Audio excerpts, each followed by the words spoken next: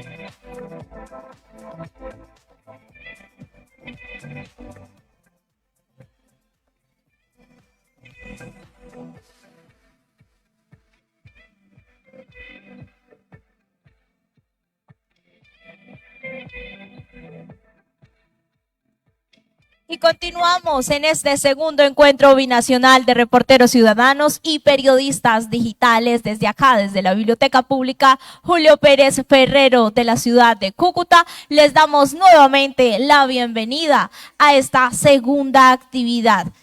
Una ponencia denominada El mundo contra la desinformación y el discurso del odio, a cargo de Diego Morales. Él es periodista de profesión de la Universidad de La Sabana con magíster en comunicación digital.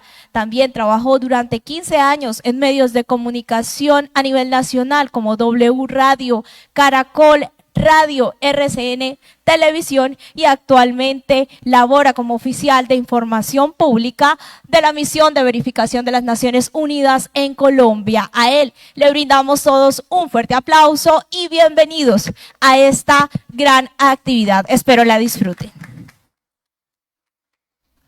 Bueno, muchas gracias por la invitación, muchas gracias a Gabriel, a todos los organizadores de este evento interesantísimo, por precisamente ver esas visiones de la zona de frontera que tienen los periodistas y las personas que trabajan con información. Nosotros somos la Misión de Verificación de las Naciones Unidas en Colombia. La gente se preguntará qué somos, qué es. Realmente nosotros lo que estamos haciendo acá en Colombia es verificando la implementación del acuerdo de paz que se firmó entre el Estado colombiano y las extintas guerrillas de la FARC. En ese acuerdo de paz está fundamentado todo el plan de desarrollo a los próximos 15 años, especialmente de las zonas rurales de Colombia.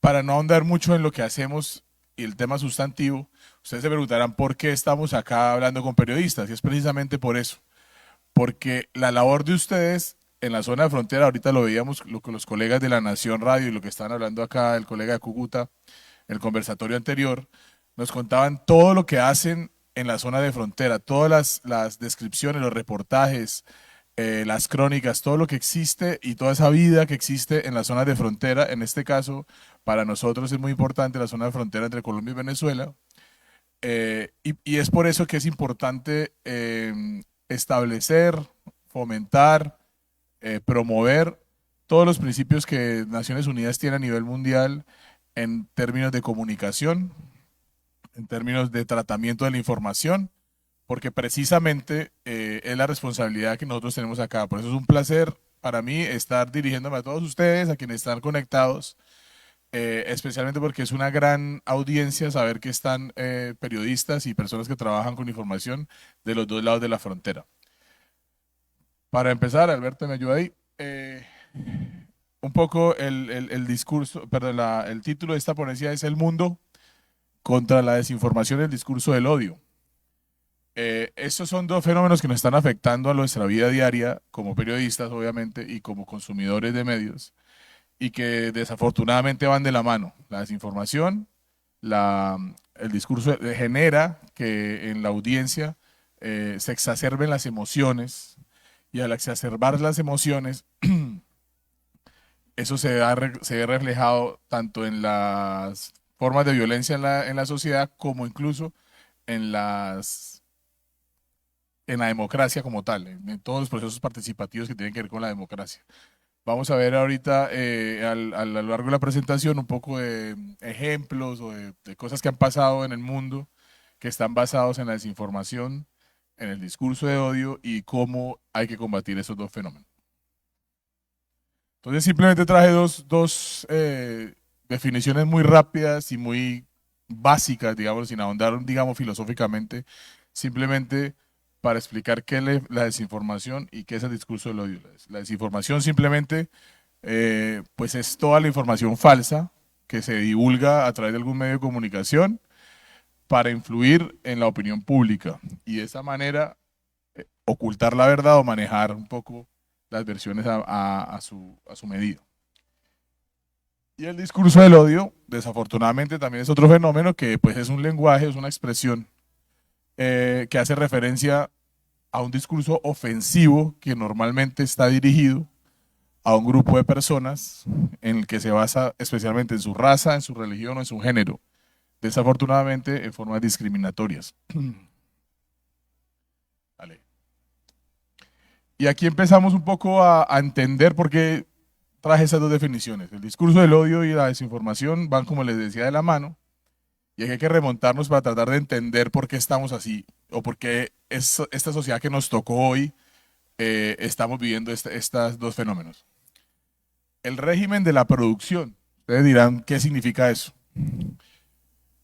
Cuando ocurrieron las guerras mundiales, después que vino la revolución industrial, estamos hablando de hace muchos años, los regímenes que existían, no solo políticos, sino en la sociedad, en los estados, en la política, en la economía, era basado en la producción. O sea, todos nosotros estábamos basados en la producción. Nuestros abuelos o bisabuelos o tatarabuelos vivieron en una sociedad en que toda su formación, su cuerpo y su mente estaba basado en la producción. La producción entendida como se vio después con la historia, con la revolución industrial, donde las universidades o los colegios había un sistema de educación donde se calificaba a las personas. Por eso es que en los colegios existen las notas, porque se tenía que calificar a las personas y los mejores tendrían que ir a unas funciones y los otros a otras. Entonces nuestra mente, nuestra formación y nuestro cuerpo estaba basado en cómo estábamos dentro de ese régimen de información. Los buenos, digamos, los buenos calificados, o las personas más calificadas normalmente hacían trabajos desde su cabeza, desde su mente, pero basados en los sistemas de producción. Otras personas que no tenían las mismas oportunidades o los mismos accesos a esa información, terminaban trabajando en labores de producción a través de su cuerpo. Y esto se los digo porque más adelante vamos a ver una transición. En ese momento nacieron todos los regímenes políticos o modelos de régimen basados en la vigilancia.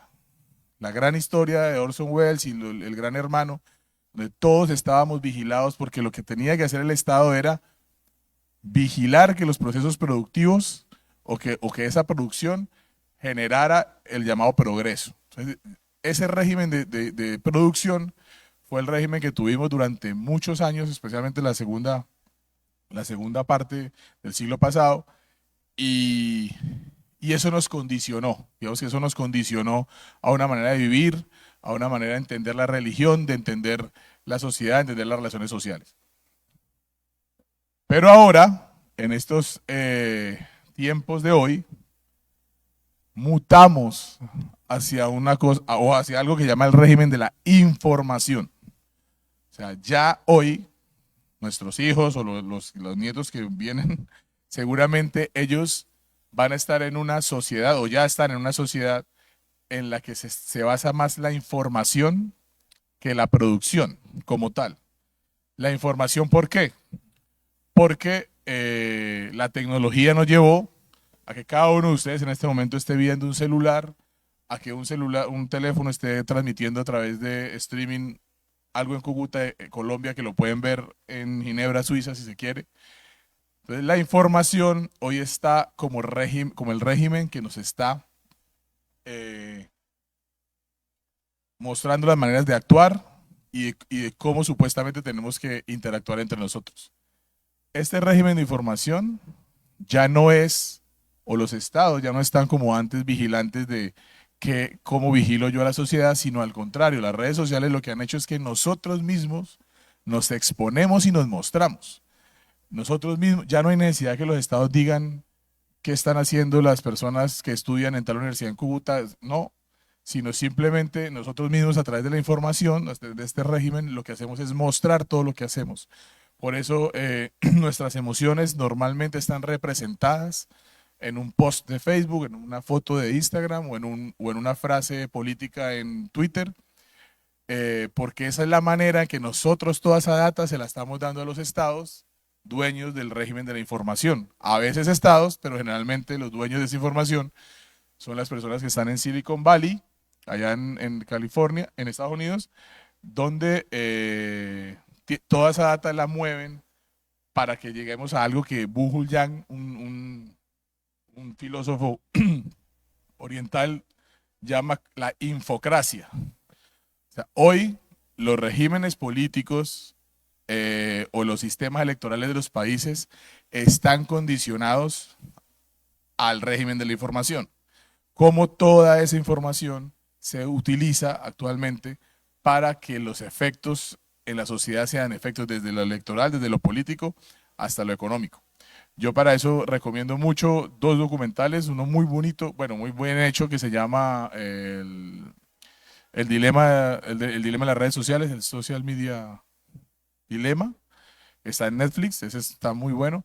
Y otro que se llama el Alamo Project, que es todo lo que pasó en la campaña de Donald Trump y cómo la información se sacó de Facebook para que... El dilema de las redes sociales es uno que está en Netflix, el otro se llama el Alamo Project, el proyecto Álamo, se llama.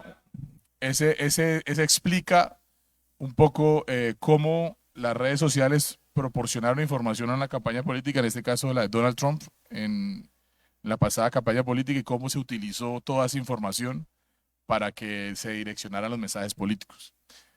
Y precisamente porque estamos en el régimen de la información. Esas son y ahora el cuerpo, como les decía, el cuerpo antes estaba en el régimen de la producción, basado en la producción, a las tareas de la producción, y ahora el cuerpo está secuestrado, digamos. ¿Por qué? Porque nos secuestraron la psiquis. El régimen de la información nos tomó nuestra mente. Sobre eso también hay hay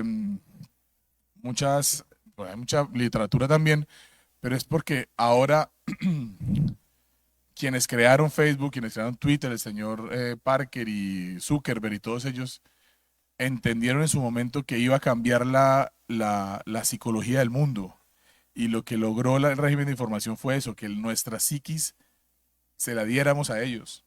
O de cierta manera ellos nos manejan la psiquis.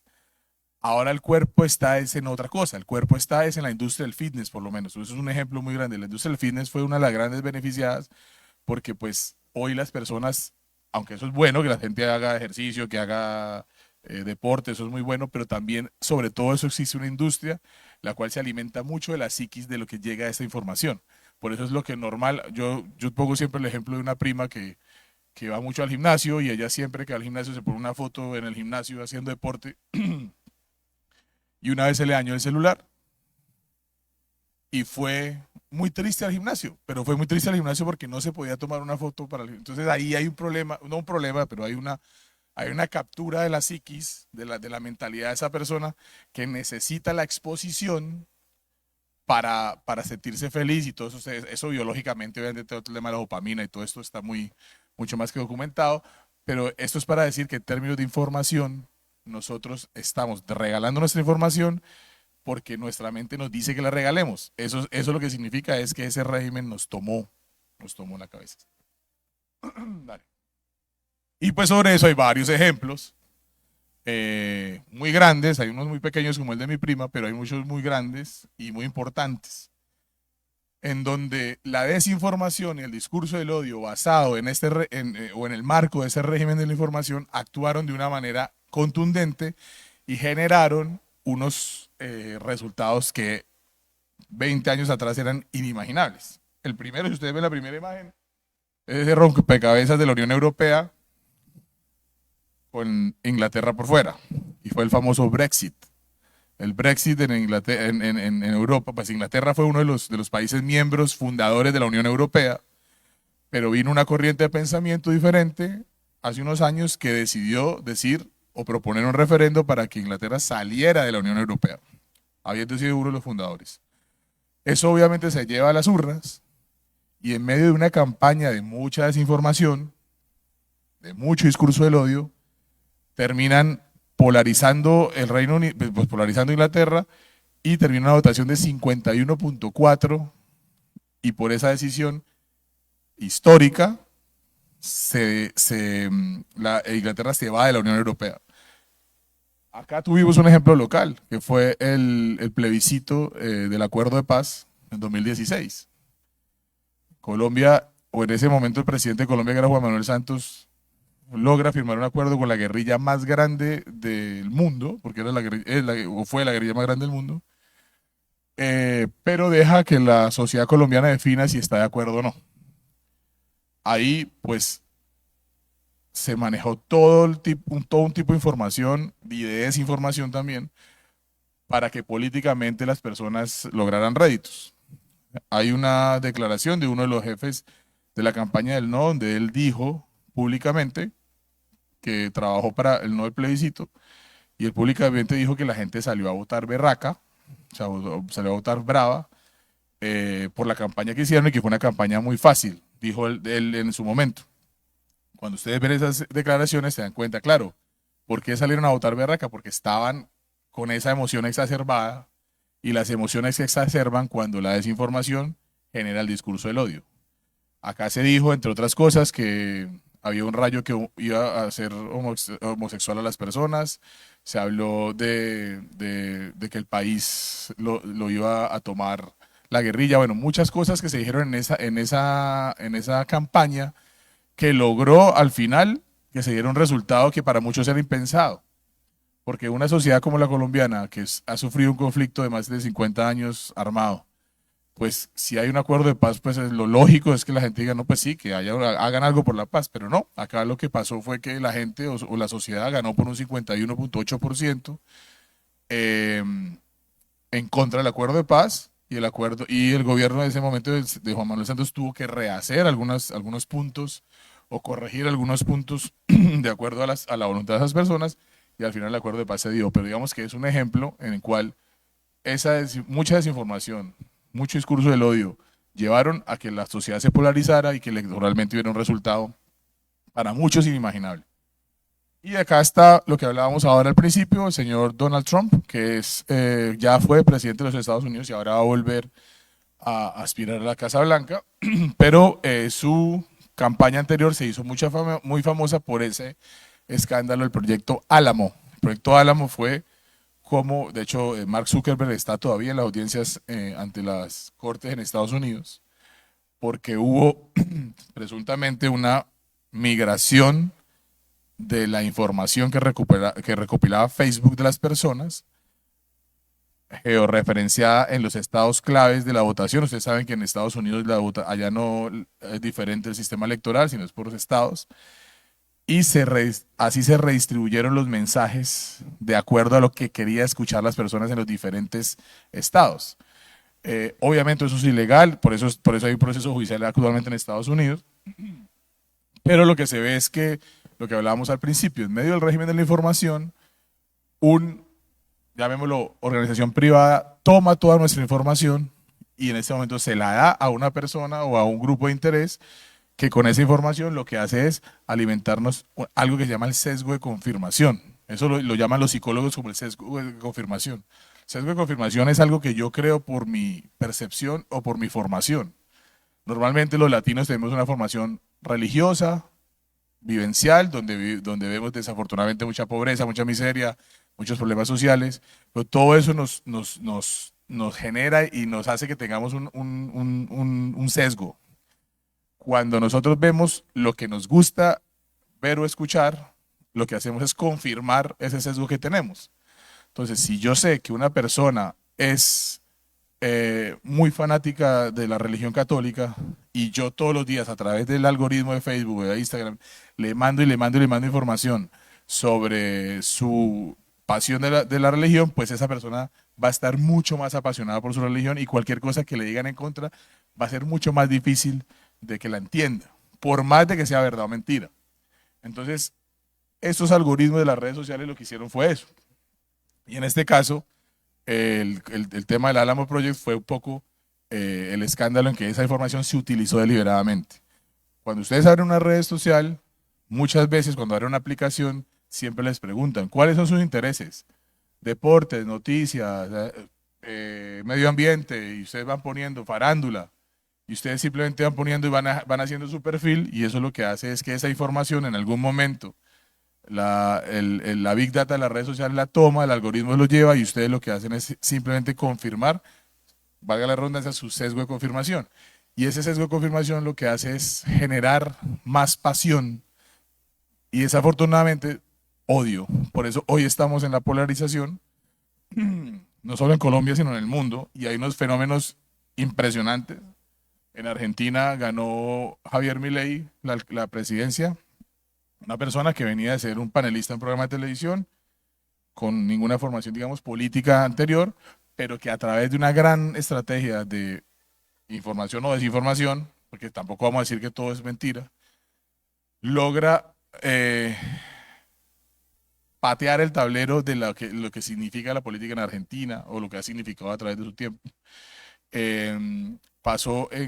Pasa en Colombia. En Colombia, nuestro actual presidente es el primer presidente de izquierda que ha existido en la historia del país.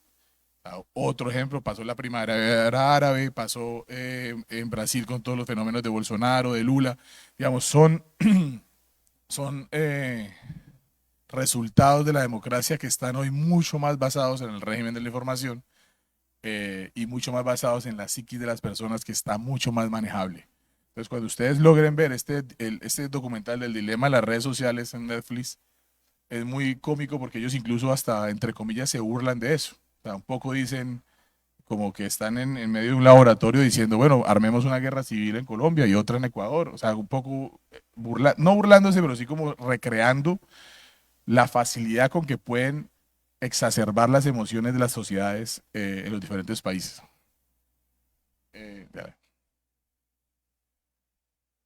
Tristemente, hay que citar un caso muy triste para esta región de desinformación. Y esta imagen, pues, cualquiera puede interpretar de muchas maneras, pero quienes estamos en la zona de frontera, precisamente todos los colegas que hablaron anteriormente sobre sus reportajes y sus crónicas de la frontera, pues acá tenemos unas dinámicas de violencia muy grandes, grupos armados todavía que existen, que están tomados o que toman control territorial de unas regiones en Colombia donde el Estado no llega.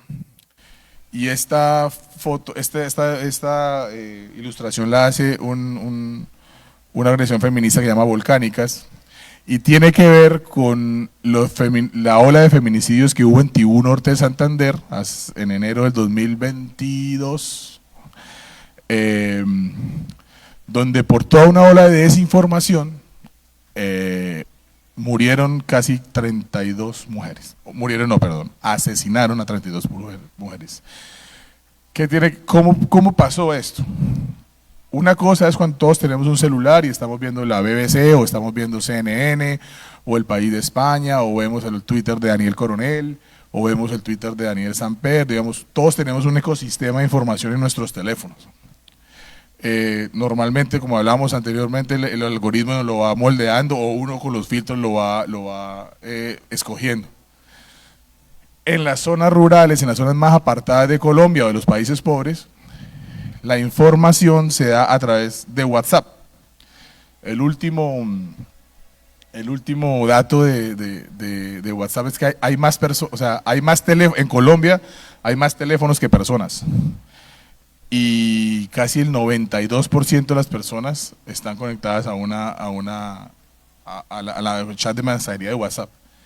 En las zonas rurales, ustedes que trabajan con medios de comunicación saben la importancia que tiene el WhatsApp.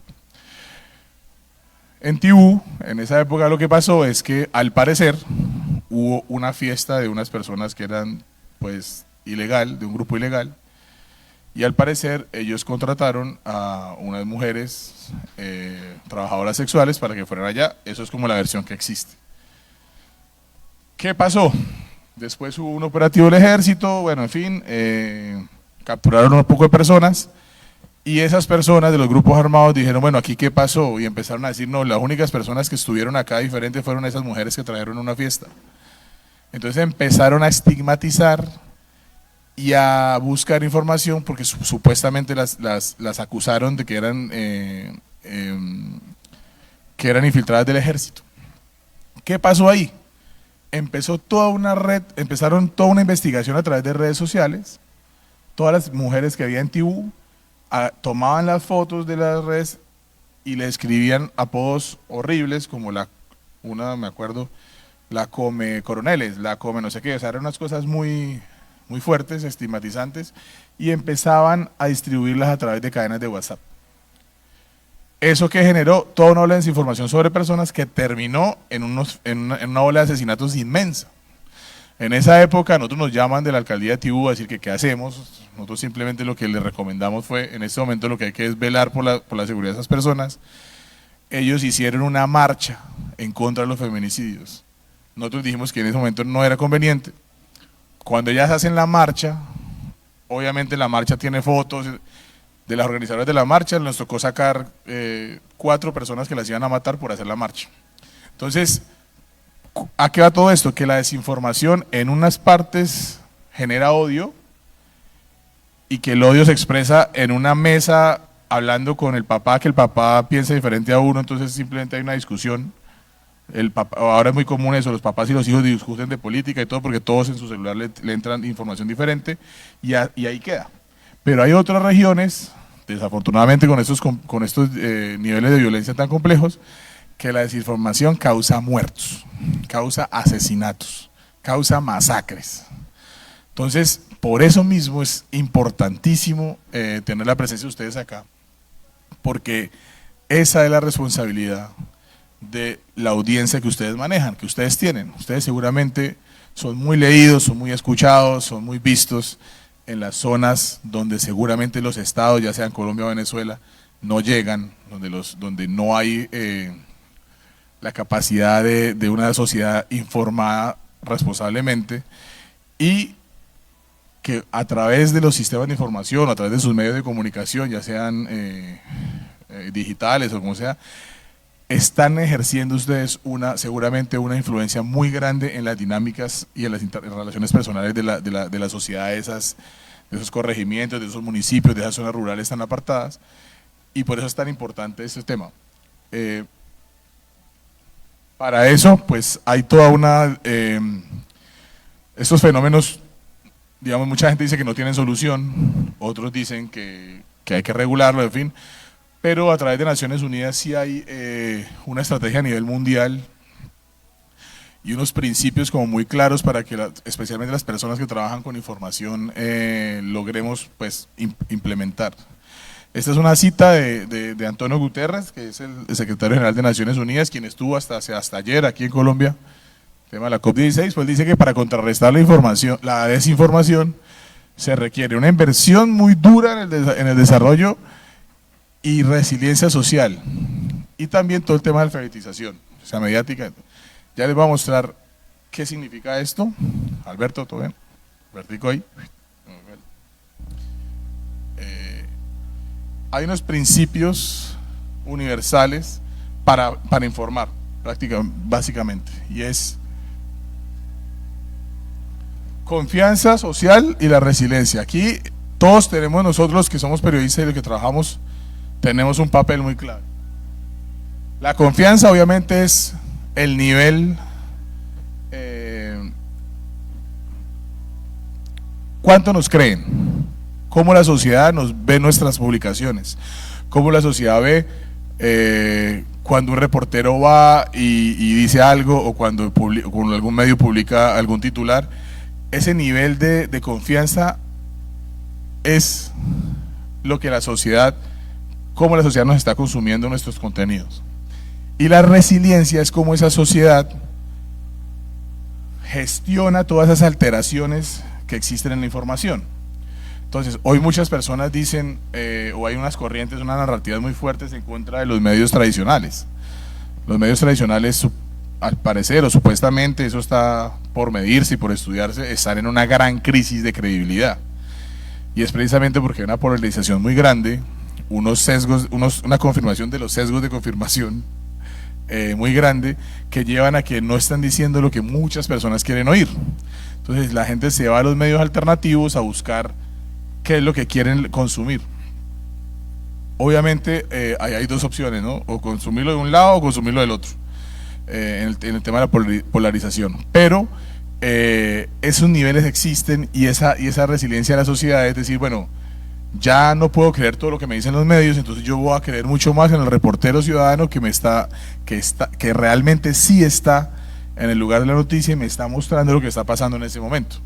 Un ejemplo, una vez trabajábamos yo trabajaba en RCN en Bogotá y salió una noticia sobre que había casi 2.000 personas haciendo filas en Nueva York para comprar el nuevo iPhone. Entonces esa fue la noticia que salió en las redes y todos los medios de comunicación salieron diciendo que había más o menos en el Apple allá de Nueva York 2.000 personas haciendo fila porque iba a salir el iPhone 10 en ese momento o el iPhone no sé qué. Y resulta que una persona que leyó eso nos llamó a RCN y nos dijo, eso es mentira, yo estoy aquí. O sea, yo estoy en la tienda que ustedes están diciendo, yo estoy aquí parado y aquí no hay 2.000 personas, hay como 5, como 6. Entonces nosotros decimos, bueno, mándenos una foto o un video, y él efectivamente hizo una videollamada y él estaba en el lugar, o sea, mientras todos los medios de comunicación estaban diciendo que había una fila de 2.000 personas para tener el nuevo iPhone, esa persona estaba en la tienda en tiempo real diciendo que eso no era verdad. Entonces, claro, cuando un medio dice algo diferente, pero 800 medios dicen la otra versión, pues la gente normalmente cree la otra versión. Y esa es un poco lo que la sociedad o los consumidores, digamos, de medios que somos todos, estamos en el concepto de resiliencia. Es cómo nosotros manejamos eso, o sea, cómo ya algunos podemos decir, no, yo ya no creo lo que me dice este, no creo lo que me dice este, más bien creo lo que me dice este. Yolanda Ruiz, que vino aquí a la Feria del Libro, decía que Yolanda Ruiz es una periodista colombiana, pues yo creo que de lo mejor que hay en el periodismo Colombia. Ella decía que cuando escuchaba una noticia, actualmente cuando escucha una noticia, ella dura más o menos unas 3 o 4 horas para saber qué pasó. Porque agarra de acá, agarra de este medio, agarra el otro, y al final tiene que agarrar toda la información de todo lo que hay, de todas las versiones que hay, para ella entender más o menos qué pasó.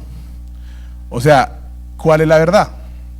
Entonces, si eso lo hace una persona, si una persona de esas hace eso, pues ¿qué le queda a uno que simplemente ve un titular? Entonces, ese problema de la desinformación o esa resiliencia de que habla este principio de la información es cómo nosotros como sociedad nos toca manejarnos en tanta información.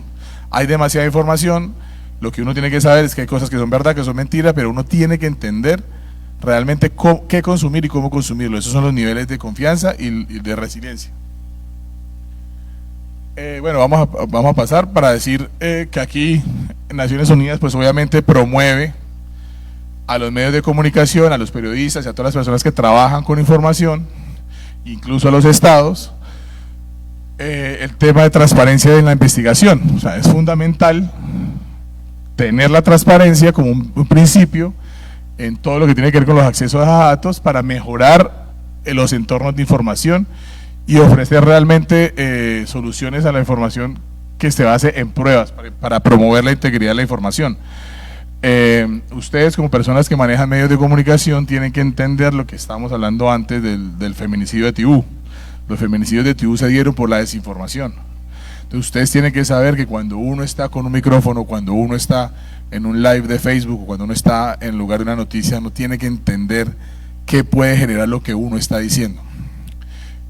Por eso es que la transparencia tiene que ser, y la ética en ese momento tiene que ser clave, porque los efectos son inmediatos. O sea, ya hablamos de los efectos de lo que pasó en Tibú, que fue una masacre de mujeres por la desinformación. Naciones Unidas también ofrece o promueve los incentivos a los estados o a las grandes empresas que manejen información y que promuevan precisamente la integridad y la verdad en sus publicaciones. Dale. Y yo creo que una de las más importantes es el empoderamiento del público, que es exactamente lo que hablábamos anteriormente. Y es cómo desde las políticas públicas, cómo desde los estados, de los gobiernos locales, de los gobiernos municipales, se empodera a su sociedad para que sean menos vulnerables a los procesos de desinformación. Aquí todos somos víctimas de la desinformación, absolutamente todas las personas que leen o que consumen un medio de comunicación son víctimas de desinformación, pero hay que estar empoderados o saber cómo consumirla. En el mundo ya hay muchísimos ejemplos, digamos buenos ejemplos, por lo menos en España ya hay en los colegios y en la universidad de la alfabetización mediática. O sea, ya hay toda una manera, una estrategia de cómo desde niños, los niños y los adolescentes tienen que entender a consumir medios de comunicación o a consumir contenidos en redes sociales. Eso ya hay propuestas para que sea una política pública de verdad, y especialmente en los países pobres como los nuestros, debería ser una alfabetización, lo que llaman la alfabetización mediática, donde las personas desde muy pequeñas entiendan cómo consumir los medios de comunicación, porque es muy fácil ser presa de la desinformación. Yo aquí simplemente quería terminar la intervención, primero de todo dejando un mensaje de esperanza por este tipo de espacios, porque he escuchado lo que ustedes han hablado, he visto la programación de las personas que vienen a este evento y es súper valioso el trabajo que por lo menos nosotros de las organizaciones internacionales tratamos de ayudar a los periodistas regionales. Los periodistas regionales son los insumos más importantes de la comunicación en el mundo. ¿Por qué? Porque en los países como Colombia, como Venezuela, como los países pobres, como Latinoamérica, son los que sufren las consecuencias de hacer periodismo. Nosotros hemos tenido unos ejemplos tristemente en Colombia, donde en Arauca en 2004 salieron casi 35 periodistas de Arauca amenazados, donde han asesinado a más de 200 periodistas en Colombia o en Latinoamérica, donde desafortunadamente ejercer el periodismo es una profesión riesgosa, y que si no estamos arropados a través de los estados o a través de las organizaciones internacionales, pues va a ser cada vez más difícil. Yo los invito a que vean o a que como periodistas regionales busquen recursos como Periodismo Sin Fronteras, hay varias redes de protección de periodistas a nivel mundial, a las cuales con una investigación uno puede llegar y puede no solo buscar recursos para su propia gestión del periodismo, sino también para buscar protección, porque desafortunadamente esos efectos de los que hemos hablado, de lo que decimos a través de un medio de comunicación y que generan odio, pues desafortunadamente en esos países genera que alguien apriete un gatillo y que mate a otro. Entonces me voy con mucha esperanza de ver que hay toda una intención, en este caso de parte de Gabriel y de los organizadores, de que se hable de estos temas, especialmente en esta frontera entre Colombia y Venezuela, que es tan difícil. Quisiera dejar hasta ahí. Muchas gracias.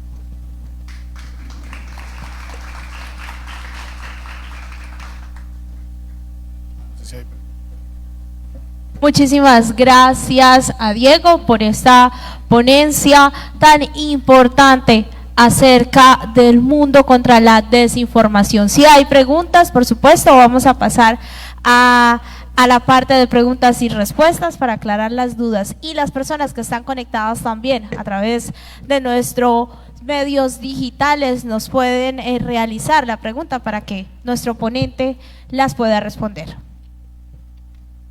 Vamos en orden, primero. Hola Diego, ¿cómo está? Hola, hola. Diego, ¿usted nos podría dar unos 2, 3 tips rapiditos de alfabetización mediática para uno poder decir esto es fake news, esto es basura, esto probablemente es bueno? Gracias. Bueno, primero que todo, hay varias iniciativas muy buenas. Eso surgió, bueno, hay varios portales que ya existen, que son los fact checkers, le dicen en inglés, que son eso en español es como los chequeos, sí, como el chequeo. Hay dos buenos. El chequeado.com, ese es argentino. En Colombia tenemos un monitor de la silla vacía y uno que se llama Colombia Check. Ahí está bueno porque uno consumiendo eso se da cuenta un poco de las tendencias de cómo mienten algunos medios o cómo desinforman algunos medios o cómo por omisión los mensajes pueden ser dudosos. Entonces, consultar los portales de chequeo de información, de fact-checkers, es bueno porque uno empieza como a entender más o menos cómo le llega esa información y cómo se la está consumiendo. Yo les recomiendo Colombia Check, el monitor de la silla vacía, y uno que se llama chequeado.com, que es argentino. Ahora, cuando uno tiene información que va a publicar, pues obviamente, o que está circulando, pues el periodismo es claro y es sencillo, ¿no? Uno tiene que ir a las fuentes primarias. Y si no puede llegar a las fuentes primarias y no puede cruzar información, pues simplemente uno no puede estar repitiendo lo que pasa. Aquí había yo cuando era jefe de prensa en algún momento, pasó algo muy triste en el periodismo. Antes en el periodismo uno veía cómo los periodistas iban a la rueda de prensa, preguntaban, incomodaban, escribían y publicaban. Ahora los periodistas a los jefes de prensa le piden la declaración en escrito, el audio prácticamente editado, y ellos simplemente lo ponen o sea, sin ningún tipo de chequeo. Entonces, yo creo que lo primero es saber que cualquier cosa que uno va a decir puede afectar a alguien. Segundo, entender que existen ya personas trabajando muy fuerte en el tema del chequeo de información. Y también hay unos portales, creo que hay uno en Google, se me olvida el nombre ahora, pero donde uno puede someter un artículo a revisión. Porque si ese artículo es como medio engañoso, entonces lo ponen y ya la inteligencia artificial y todo el tema de Big Data le puede a usted dar como un diagnóstico de qué tan desinformado puede ser el artículo. Pero sí, yo creo que los tips son más, y también un poco ver las dos partes, ¿no? En el tema político, por lo menos, que uno ve cómo va, en el caso de Colombia, hay portales con una línea editorial tan fuerte contra el gobierno, hay otros a favor del gobierno, pues como periodistas pues uno compara, lee, puede ver los dos y al final hacerse un juicio. Es un poco lo que les contaba Yolanda Ruiz, que ella duraba 4 horas para entender qué pasó porque le tocaba leer todas las versiones de los diferentes grupos. Pero yo sí recomiendo, en serio, chequear los portales de fact-checkers que son muy buenos y que más que creerles a ellos también, porque ahí también hay a veces versiones encontradas, es entender cómo lo analizan.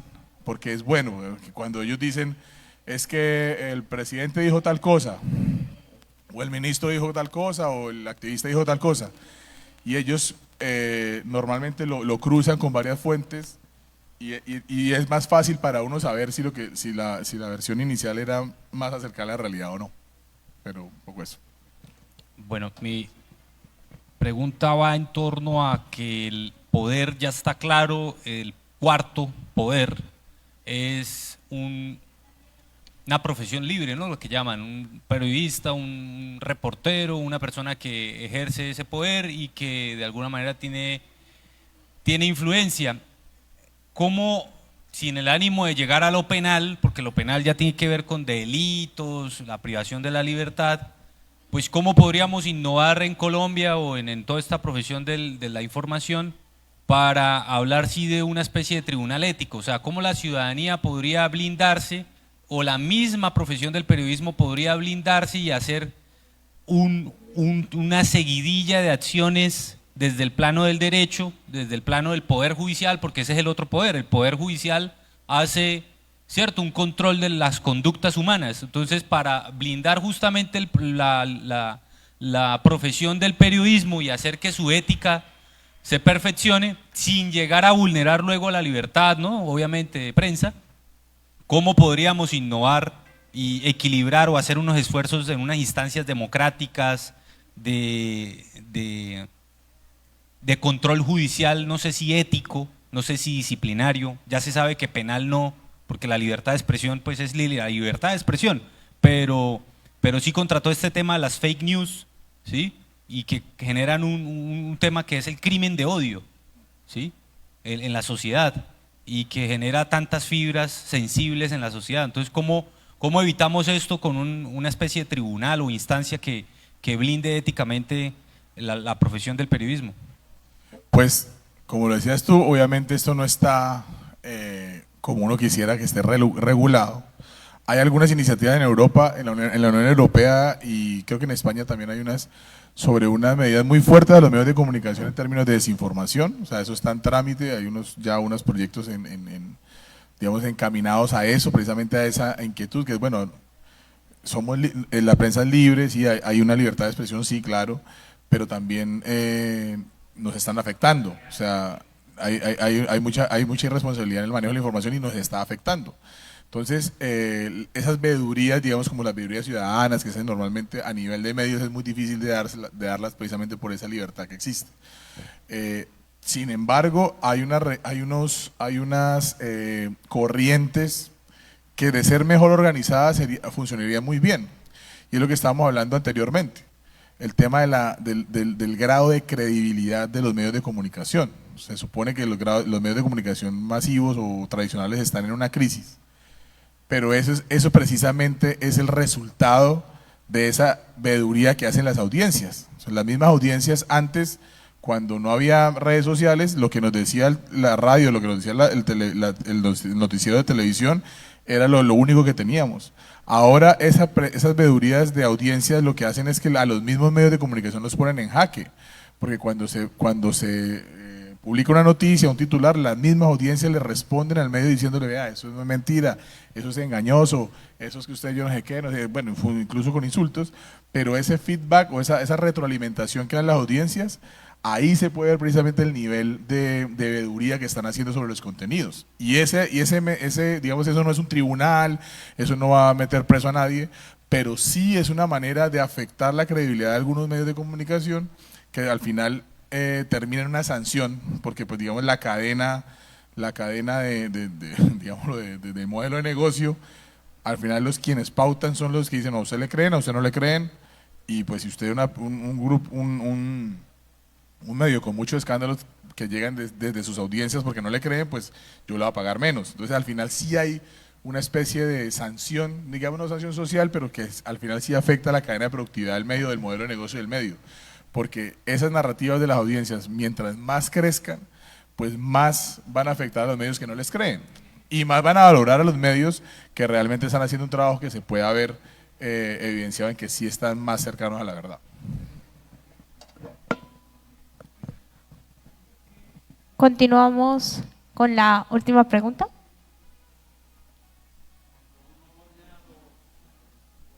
Del Estado de Israel, por lo menos a su primer ministro o al ministro de la Defensa, ellos autocalifican y justifican sus acciones militares denominando al grupo terrorista Hamas.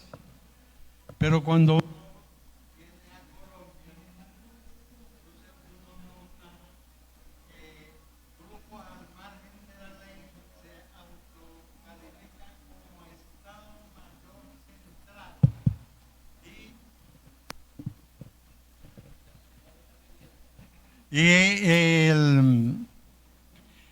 entonces se auspicia que haya reuniones del grupo Estado Mayor Central con el Estado, donde inmediatamente se nota una minusvalía del Estado real. ¿Qué opinión le merecen esas situaciones? Sí, claro, digamos, los gobiernos tienen la libertad de denominar las amenazas a la seguridad nacional, digamos, a la seguridad de su Estado. Eso pasa pues en todos los países del mundo. El tema de Israel es ese, ellos consideran a Hamas una organización terrorista y pues que su acción hoy está borrando el mapa una región completa.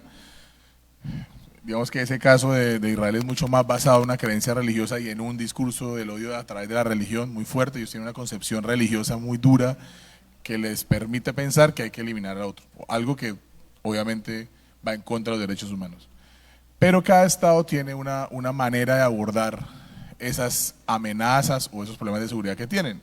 En este caso, o desde el gobierno anterior de Juan Manuel Santos, incluso desde el gobierno de Álvaro Uribe, se abrió la posibilidad para que en Colombia hubiese diálogos con los grupos al margen de la ley, en ese caso, en su momento los grupos terroristas, que lo llamaban porque estaban incluidos en las listas de terroristas de Estados Unidos, pero siempre es una decisión del gobierno, y para hacer una decisión del gobierno es una decisión democrática porque es un gobierno elegido democráticamente. Entonces, estoy de acuerdo con que el lenguaje tiene mucho que ver, porque que se llame Estado Mayor Central o que se llame Ejército del Pueblo, que se llame cualquier cosa, tiene un impacto muy fuerte en el tratamiento, pero al final las decisiones son soberanas. O sea, las decisiones del Estado están bajo el marco de un Estado democrático, el cual decide abrir una mesa de negociación con un grupo al margen de la ley o un grupo armado para el cual cree que a través del diálogo puede llegar a una solución. Entonces, son interpretaciones que hacen especialmente los sectores políticos, pero que al finalmente, en el caso, para no hablar del tema de Israel, sino en el caso de los otros estados, buscan de alguna manera construir la paz, o buscan el bien general. Si está bien o está mal, eso será un tema diferente, pero pues yo creo que es más una decisión política y una decisión de gobierno desde un Estado democrático que decide llevar a cabo o no un tratamiento con un grupo armado. ¿Cómo? Sí, como todo en la vida, la historia al final dice qué pasó y la gente lo interpreta. Bueno, muchísimas gracias. Falta… Sí, ¿Hay otra pregunta más? bueno, Ok. gracias. Respecto a la exposición interesante del compañero, esa dinámica del odio, que es la que la genera en este país, el 2016, en el plebiscito que fuimos la burla del mundo, porque mientras Colombia estaba en un proceso de paz tan interesante, unos grupos políticos que no les interesaba el tema de la paz, pues nos hicieron quedar como pues un zapato en todo el mundo, porque ganó el no. Entonces ese odio que pues, generan los medios y que genera lo que está hablando el compañero Diego, ¿qué hacer para que inclusive medios locales, regionales, están generando esa desinformación y pues de odio, ¿no? Que es lo que más ha dañado nuestro país? Es precisamente eso, los periodistas tienen la capacidad o tenemos la capacidad de habernos formado precisamente entendiendo esa responsabilidad. Acá hay muchas personas que trabajan con información, no necesariamente son periodistas o formados como periodistas, pero pues ante esa libertad, mostrar esto que hablamos hace unos minutos, mostrar que lo que se dice genera en estos territorios especialmente violencia y genera muertos, porque es que ese es el problema, ahí tiene que haber una responsabilidad de la persona que emite el medio, que emite la información. Yo creo que eso es un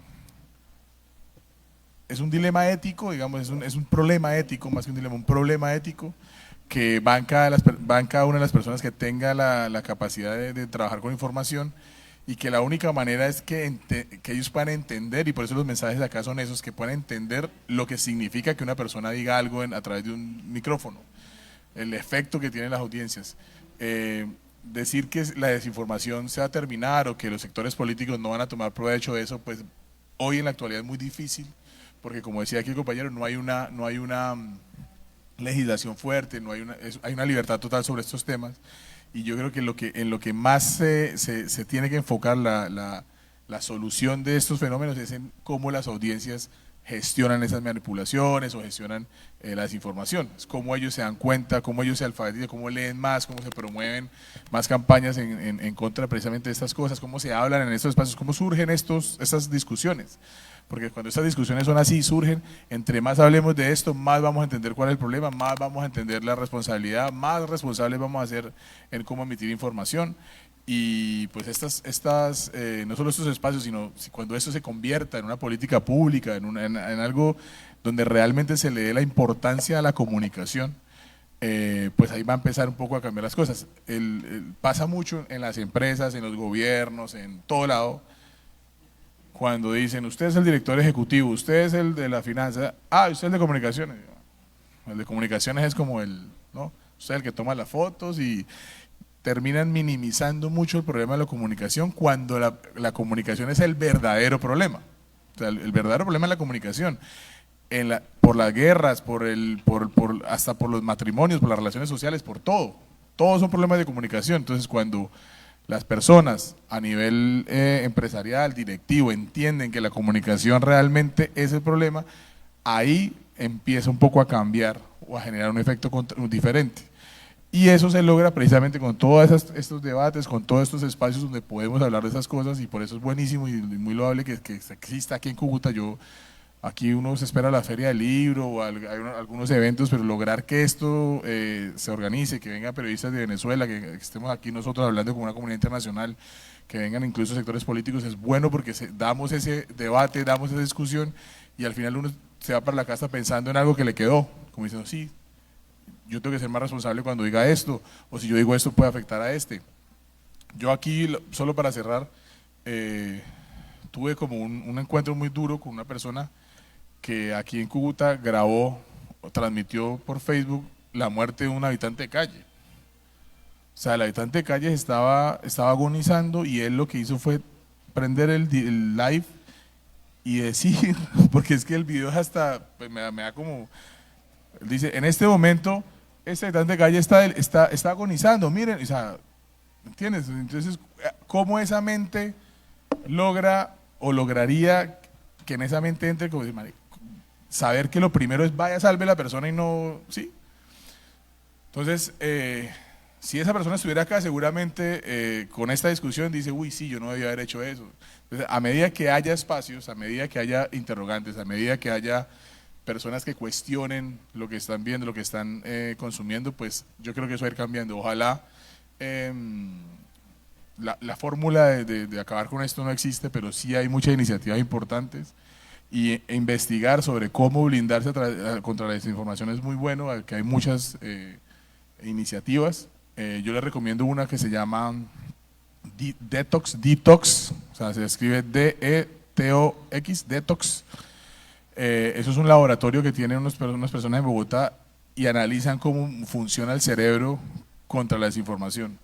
Y hay ahí unos 3, 4 tips que uno puede ver a través de internet, de la página, búsquenla por Google, Detox, se llama Proyecto de Desinformación Detox, y ahí pueden ver algunas cosas que son interesantes, porque pues es como sí va cambiando. Uno piensa que no, porque el problema de la desinformación es tan grande que uno dice, no, esto es imposible, pero sí hay algunas iniciativas que van como calando en la gente y va generando una solución diferente. Bueno, un fuerte aplauso para nuestro ponente, Diego Morales. Muchísimas gracias por su acompañamiento, y por supuesto a todos los presentes desde acá, desde el auditorio, en la Biblioteca Pública Julio Pérez Ferrero. Invitamos por supuesto a las personas que están conectadas a que permanezcan con nosotros en la jornada de la tarde, que estaremos con excelentes actividades. Retomamos a partir de las 2:30 de la tarde con la charla de inteligencia artificial para el periodismo de investigación. También será un taller, un trabajo bastante fructífero para todas las personas interesadas en este segundo encuentro binacional de reporteros ciudadanos y periodistas digitales. A todos ustedes, muchísimas gracias, y nos vemos en la jornada de la tarde de hoy, viernes 1 de noviembre. Feliz día para todos.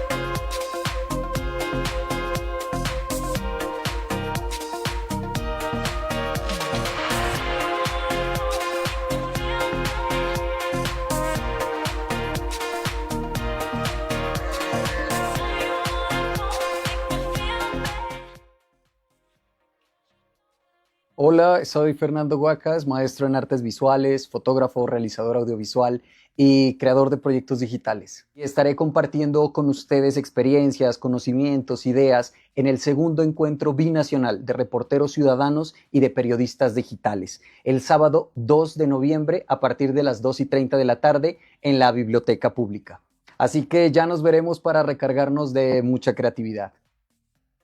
Hola, saludos para toda mi gente de Cúcuta. Soy John Hernández, periodista del periódico digital de Prensa Paisa. Los invito a participar del segundo encuentro binacional de reporteros ciudadanos y periodistas digitales en la Biblioteca Pública Julio Pérez Ferrero. Este 1 y 2 de noviembre para que conozcan las nuevas formas de redacción en redes sociales con reportajes, crónicas, historias cortas, micronoticias y titulares con un toque de humor para llamar la atención de los lectores y sus páginas para que se hagan virales. No se lo vayan a perder. Pilas pues, porque este encuentro estará espectacular. Te esperamos.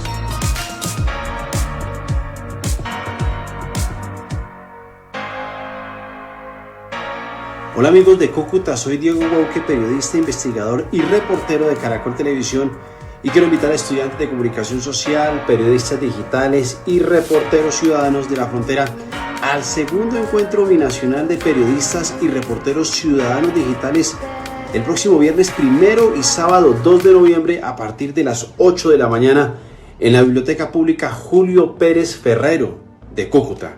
Los espero porque tengo muchas experiencias para compartir.